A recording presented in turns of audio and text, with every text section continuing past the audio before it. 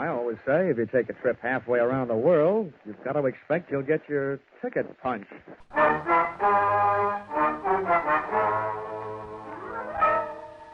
This is another in the adventures of America's fabulous freelance insurance investigator, Johnny Dollar. At insurance investigation, Johnny Dollar is only an expert. At making out his expense account, he is an absolute genius.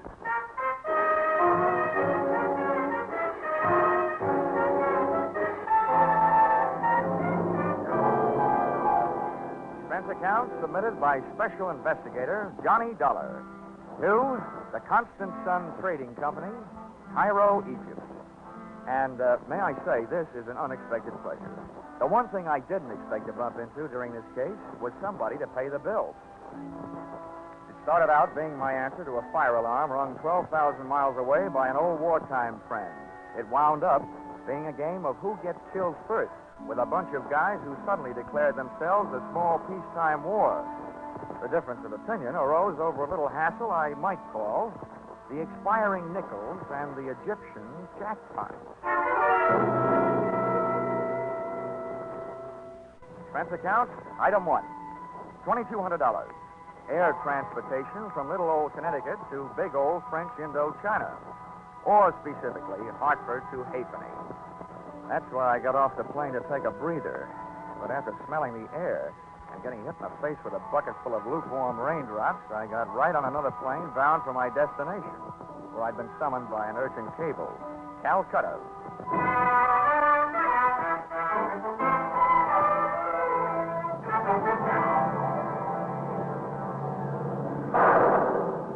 We took off on instruments in the downpour of a drenching monsoon. It was like climbing up a waterfall, blindfolded.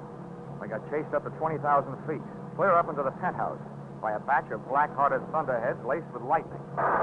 And there we stayed, sucking oxygen for 9 dreary hours and waiting for the moment we'd get off our island in the sky.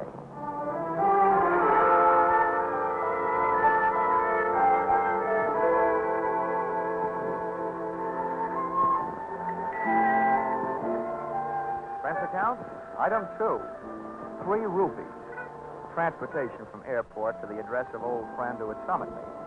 A place you'd never expect to find trouble. In church. And what a church. 2 Quonset huts on Chowrangi Road. A couple of dozen wooden benches, a retired USO Hammond organ, and most important, its pastor. A guy I'd met when I was calling the CBI Theater my home away from home, Chaplain Joe Blessing. Johnny, it's good to see you. Long time, Joe. Too long. Well, you haven't changed a bit since you were passing out those SL slips to unhappy GIs. So you did decide to stay out here after all. Yeah. Yeah, I decided the East Indian brand of soul needed a little more saving than the kind I used to know back in Magnolia, Tennessee. Now, come on in the office, Johnny. It was good of you to come right over. You must be wondering why you did. Well, your cable did start a worry or two, Joe. You know, when an ex-soldier gets the trouble call from a chaplain, something's really wrong. What's up? Sit down. Johnny, tell me, how'd you like to do some work in my department? Wait a minute. I wouldn't know where to start. I'm asking you to save a man's soul and to save another man's life while you're doing it. Well, why me, Joe? Why did I ask you to come all the way from Hartford, Connecticut? Well, Johnny, the ways are devious. There wasn't time for me to do anything else. Huh? If I'd gone through the proper channels here, if I'd become involved with all the inevitable red tape, well, there just wasn't time. Johnny, there's a man in Cairo waiting to be executed at dawn day after tomorrow for a murder he didn't commit. And here in Calcutta is a man who not only witnessed that crime, but has in his possession the evidence that can save that man from swinging. Uh-huh. Who is this man on the flying rope end? Lionel Brooke Nichols. He's the president of a vast enterprise called the Constant Sun Trading Company. Now, Johnny, I wasn't ignoring the fact that you work for a living. I'm sure that if you're successful, you can name your own price. This is not a colloquialism, Johnny, but Mr. Brooke Nichols has nothing but money. I didn't realize that such big men got into such big trouble. Oh, he didn't get into it all by himself. Huh? Oh, no. No, this particular big man had the bad luck to have a fun-loving cousin who'd like to see him out of the way, and the faster the better. Name of? Miles Atkinson. He must be some sort of big wheel in the Egyptian government. That's all I know about him. Except that to gain control of the Constant Sun Company, he would move heaven and earth to see Brooke Nichols dead. Well, I don't care what he does with the earth, but I guess I can't stand by and let him mess around with your heaven. Now, let's get down to cases. What about this dude here in Calcutta, the witness with the evidence? Well, his name's William Briggs. He's a very sick man, son. Mm-hmm. Knowing that he might die soon, and it looks like he might. He's had a sudden rush of conscience to the mouth. He wants to talk. Evidently, he's decided that since it's too late to save his body, he'd better do a quick job on his soul. And I nurse him to Cairo, is that it? No. I'm sending a young assistant of mine who'll take that job off your hands. I think you'll like him, son. Now, I want you to get Briggs to the right officials. Arrangements have been made for an ambulance to meet you in Cairo. And, well, we've chartered a cargo plane to take you there. Now, the pilot says he can get you there by tomorrow night. Well, I've spent so much time in the air getting here that it shouldn't make any difference. But why a cargo plane? Why not a passenger plane? They have nice soft seats. So, Johnny, the airlines refuse to transport a leper.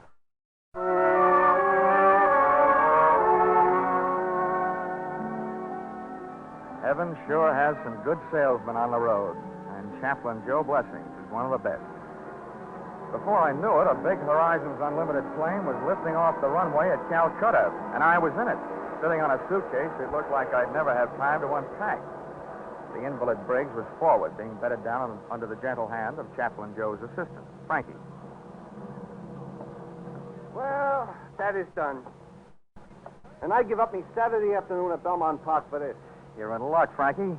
Think of all the losers you missed betting on. Mr. Dollar, you have the philosophy of a man who has never enjoyed the exquisite thrill of losing his last $2 upon a horse who was retarding the improvement of the breed. Young man, you've never heard of the bluegrass branch of the Dollar family? Kentucky, sir. Mr. Dollar, sir, if it were not for a certain horse from Kentucky named Breezy Boy who ran a very poor eighth at Rockingham, I would not only be a Kentucky colonel, I would be a Kentucky general, passing the time of day with my esteemed co-general, 3-star Hennessy. Here. That's it. Here's briefcase. Briggs, he wants you should take care of it. Now, what's that? What's in it should be in a holster. How do you know? Mr. Dollar, I got a sense of feel. Besides, I looked. It's a Luger. A Luger, huh? Yeah. Off that, I'd say we are now in possession of the evidence. The murder weapon, in person. Exhibit A. Oops. Still loaded.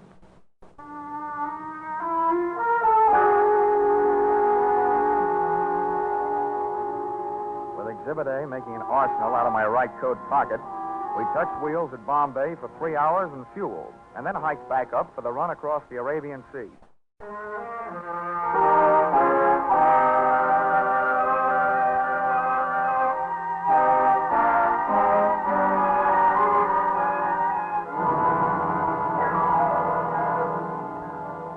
Landfall high on the coast of Saudi Arabia, and the freight of the Cuff shoreline led us on to the Queen of Sheba's old hometown, Aden, where we sat down again for service, airplane and personal.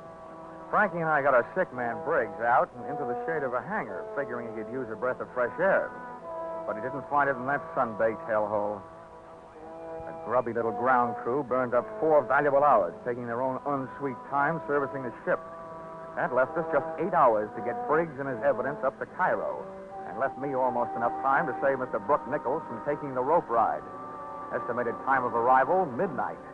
Time of execution, 6 a.m. And I've learned that British officials are hard to wake up.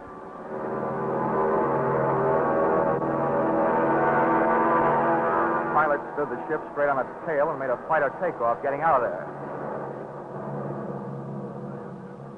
We were 40 minutes out of Aden, about 5,000 feet above the Red Sea, when we ran into what I've learned to expect in my business, the unexpected.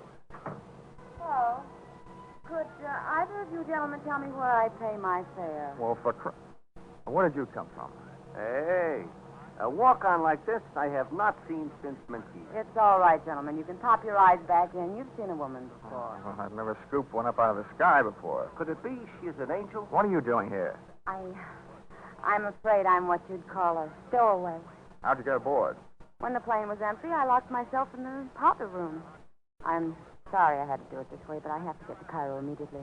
The next airline flight doesn't go out till 11 tonight. I should write to the captain and have him turn around and dump you back. Please, don't.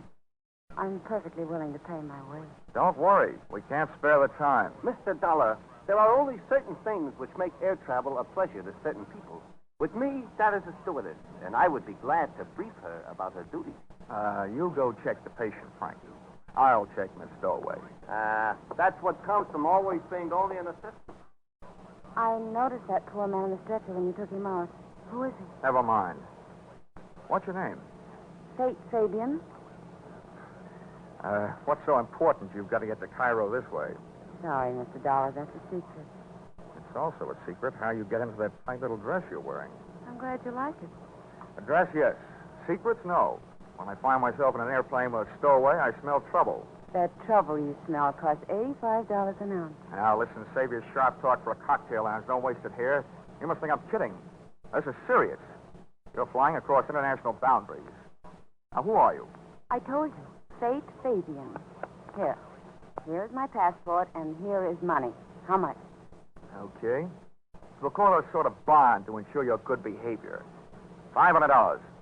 All that for good behavior? That's awfully high. So is this airplane. If you don't like it, jump.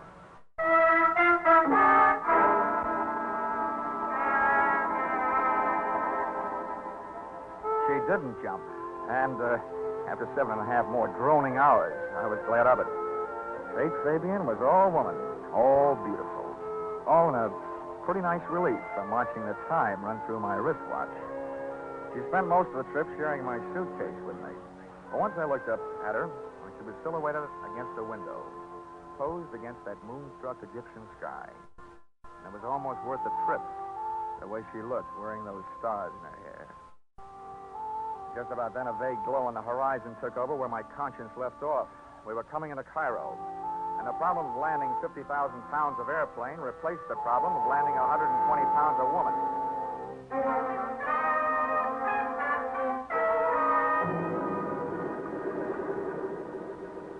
I've never learned how to hold back a sigh of relief when I hear those big tires take a hole in the runway.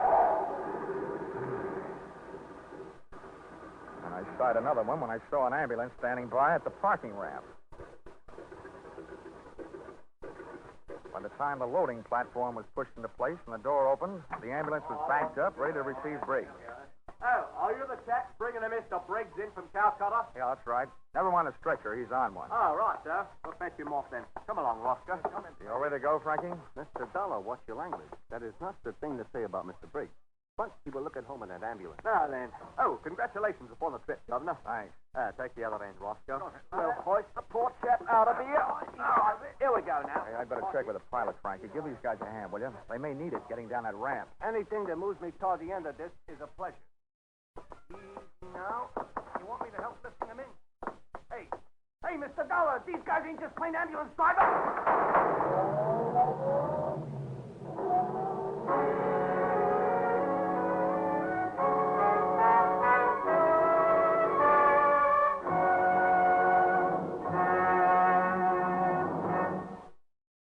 In just a moment, we return to the second act of Johnny Dollar. But first, whatever you're planning to do over the Labor Day weekend, be sure to plan to listen over most of these same stations tonight to a wonderful new show on CBS. It's Horace Height's original Youth Opportunity Show, a full half hour of fun and excitement. You'll get the thrill of a lifetime hearing talented young Americans get the chance of a lifetime. Don't forget, Sunday night with Horace Height, the Horace Height Original Youth Opportunity Show, starting tonight on CBS. Tune in this fall for the shows that you love best of all. Listen carefully, here's the address. It's CBS. Now, with our star, Charles Russell, we return to the second act of yours truly, Johnny Dollar.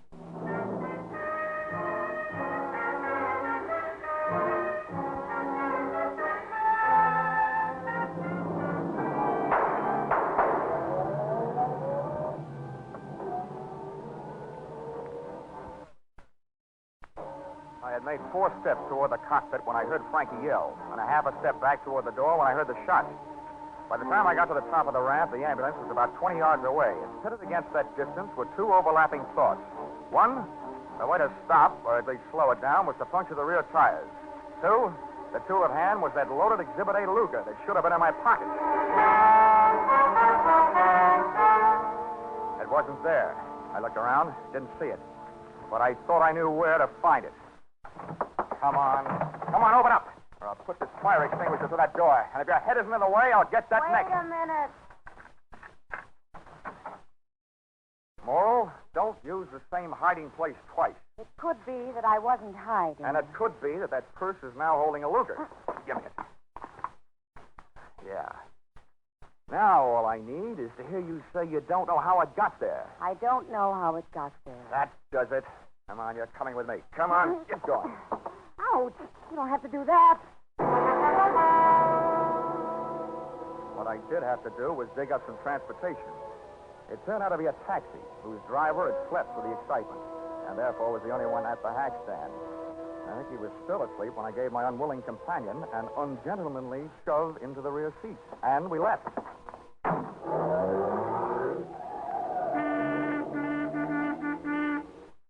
Nobody in full control of their faculties could drive the way he did. He knew he had a horn, but somebody had forgotten to tell him about brakes. All I had to go on was the direction in which that ambulance had taken off, straight toward Cairo. So, that's where we went, straight toward Cairo. Come on, whatever your name is, sit up and start your story. My name is Faith Fabian. Well, I couldn't be less interested. What I want to know is where those friends of yours take Briggs and Frankie. I have no friends. I can believe that. Whatever those thugs are, where are they? I don't know what you're talking about. Now, don't be coy. You and those mugs in that ambulance add up, that's all. Doesn't take any brains to figure out what you're all working for the same guy. What same guy? Miles Atkinson. The guy that's trying to keep witness Briggs and his evidence from saving Brooke Nichols from hanging about 5.5 hours from You're being stupid. Maybe so. All I know is somebody got away with a witness, and I find the evidence sharing your purse with your eyebrow. I found it pencil. on the plane. Somebody must have dropped Oh, it. don't give me that. You can probably recite the serial number. Okay. You want the murder weapon?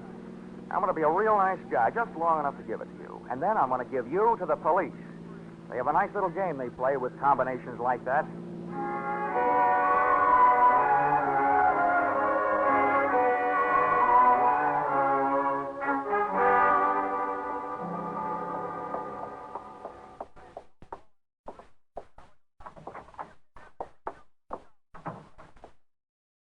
Hello. Are you the chief inspector? I am. This girl keeps telling me her name is Faith Fabian. How do you do, Inspector? I've looked forward to this. I'll bet. Well, my name is Johnny Dollar. I'm looking for somebody who knows the Brooke Nichols case. Well, you certainly came to the right place. I know about the Brooke Nichols case. Well, that's what I'm here about. You can bust that case wide open, Inspector. Brooke Nichols is innocent. Now, here. This Luger is all the evidence we'll need. Thank you, Mr. Dollar. Oh, one thing you'll still have to help me find, though, is a man named Briggs. He was an eyewitness to the murder. I brought him all the way from Calcutta, and somebody put the snatch on him at the airport. Not only that, they grabbed the guy who was helping me. Oh, yes. Yes, that would be the obstreperous young gentleman you call Frankie. Oh, you know where he is? Oh, yes, indeed I do. Then he's all right. Yes. If you could call a man all right when he's just been arrested for the murder of Mr. Briggs. Murder? Yes. Mr. Briggs was shot in the ambulance that took him from your plane. Hey, what is this? This is a very good time for both of you to remain perfectly still, Mr. Dollar. After you raise your hand. Miss Fabian, you needn't bother. There's hardly enough of that dress to conceal all of you, let alone a weapon. Thank you. Mr. Dollar, this is what a romanticist would call a poetic injustice. You see, this Luger, the evidence, as you call it, happens to belong to me. But that's the murder weapon. Who are you, anyway? Chief of Inspectors Miles Atkinson. Miles Atkinson. Oh, no. Oh, yes. I fly 5,000 miles from Calcutta to put you in the hands of the police. And you turn out to be the police. Yes. Bloody convenient, isn't it? Not for me. It isn't. Steady, old boy. You know, This gun was probably the most fortunate purchase I ever made in my life. First, it killed a man who was in my way. Then, because it disappeared, it made it possible for me to establish false evidence, ostensibly proving that my esteemed cousin, Brooks Nichols, was guilty of the murder. And now, his death by hanging will place in my hands the controlling interest of the Constant Sun Trading Company. Quite a bargain. Thank you, Mr. Dollar. Not you, the gun. Which I shall now put to its final use. And after it is disposed of you two, I shall dispose of it. That was the prettiest confession I've ever heard. I'm surprised that a chief inspector and bargain hunter should sell himself out so cheaply. What do you mean by that? That the confession was complete, voluntarily made in front of witnesses, and that we are leaving with it, and that you are coming with us. Hey, Faith, baby, take it easy. No sense going on the make for a hot bullet. Mr. Dollar is right. I warn you, the one who moves first dies first. Very well. Faith, one step closer, Miss Fabian. I'm not afraid of you. All right, you asked for it. Now take it. What is this? No use, no bullet. No, you can't stop me now. You Cover, won't. Faith. And lady stays so far, now it's boys' Look time. out, he's throwing the dice. He did throw the gun, but not at me. At the single light fixture in the middle of a ceiling. And when that went out, so did Atkinson. Out through the door. And the chase was on. He was no dope. He knew where the light switches were, and as he went racing past them, he switched them off. It was like night flying without benefit of carrots in my diet. Chasing him down those long, empty, echoey corridors and up the stairs to the roof. At the door to the roof, I threw on our brakes by throwing an arm around his face. He was soft, and it was dark, but I was scared. I figured Atkinson might have picked up a weapon on the way. And that turned out to be an underestimate. What he had picked up was a fire hose.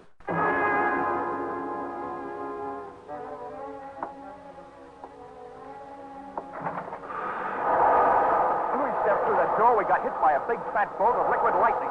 A couple of 100 pounds of water backed up by a couple of 1,000 pounds of pressure. It felt like a salmon swimming upstream to spawn. Over at the edge of the roof, braced against the low parapet, was Atkinson, using all his weight to keep the writhing nozzle from flipping him around. He was just one man on a fire department's errand. Wait, I'll move around the other side. Try and throw that water off him. Get over that valve. See it? Where? That wheel over there. The end of the hose he ain't on. Turn off the water. Come on. I see it. I'll get it.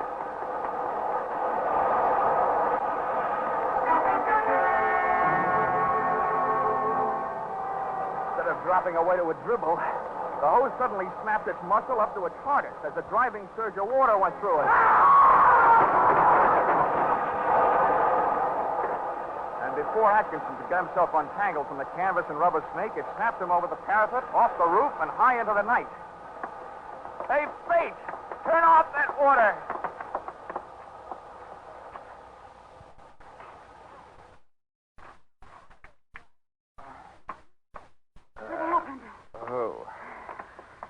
Poetic justice, baby.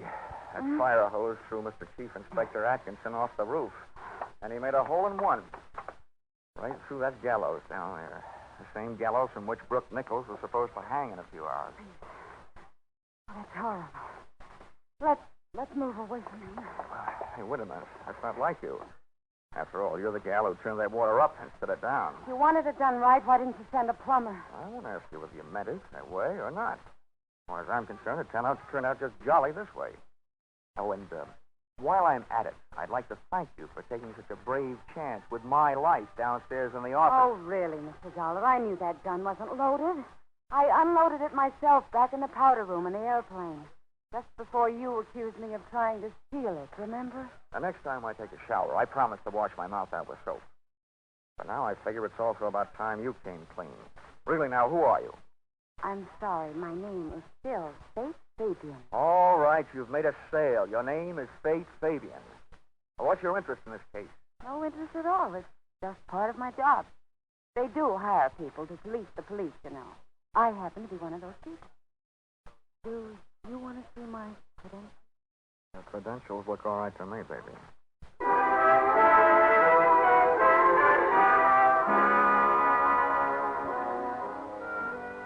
We got off the subject, off the roof, and into the problem of getting Brooke Nichols off the end of a rope. After going through those motions, and that gal made all the motions, including retrieving young Frankie from the pokey, I kissed Faith Fabian goodbye, just for luck. And receiving no interest on that investment, we headed back to the airfield.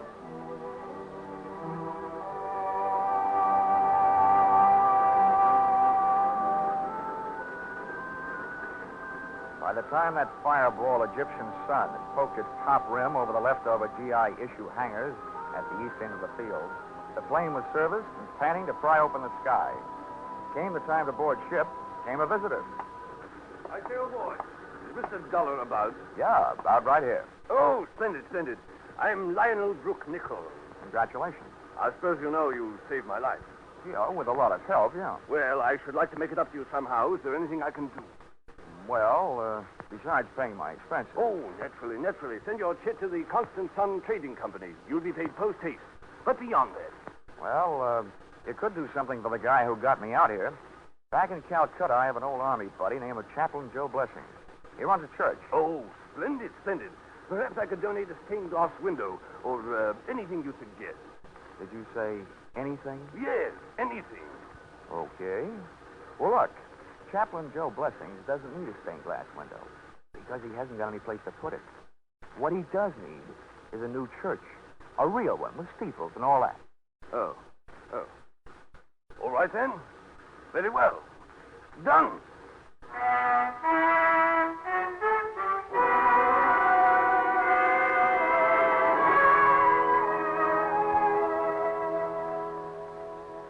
Expense account, item 3. Same as original entry. Transportation from the land of the Sphinx to the land of the free, by way of Calcutta, where I delivered a happier, though wiser, Frankie. Received the blessings of Chaplain Joe Blessing, and ordered a custom-made lightweight pearl-handled blackjack in blue suede, and inscribed, to Faith Fabian, with the hope that you will never fail to supply the black to go with its blue. Love, J.D. Well, I guess that's all. Oh, expense account total. Oh, wait, there's one more. Expense account item 4, $10.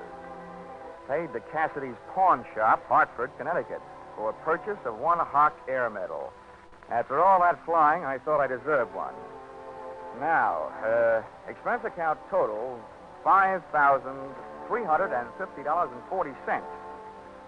If you don't think the founder of your company is worth that, kindly suggest someone who might. Yours,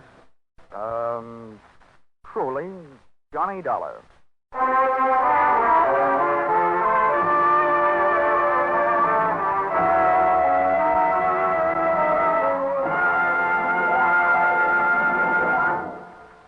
Yours truly, Johnny Dollar, was produced and directed by Gordon P. Hughes and stars Charles Russell, with script by Paul Dudley and Gil Dowd.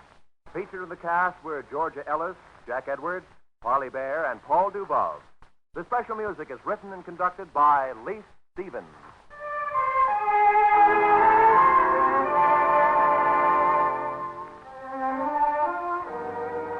Be sure to be with us again when Johnny Dollar returns to the air after a short vacation. Listen on Saturday, October 1st, when another most unusual expense account is handed in by Yours truly, Johnny Dollar.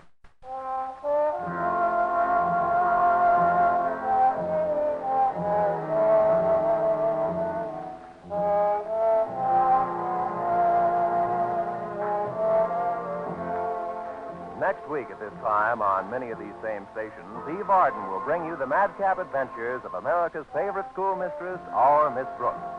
Miss Arden, who has been heard later on Sunday evening for more than a year, is moving to this new time, and CBS cordially invites you to hear her and her famous brand of comedy.